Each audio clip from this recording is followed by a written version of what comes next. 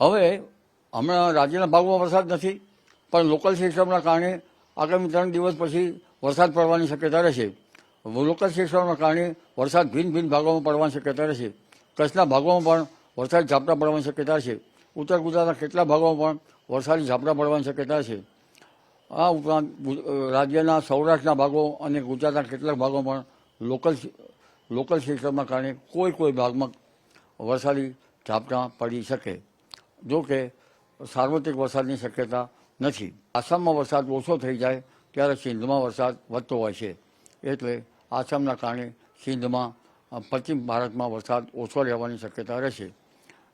પરંતુ ત્યાંમાંથી છૂટા પડેલા વાદળોના કારણે ગુજરાતના ભાગોમાં વરસાદ થઈ શકવાની શક્યતા રહે.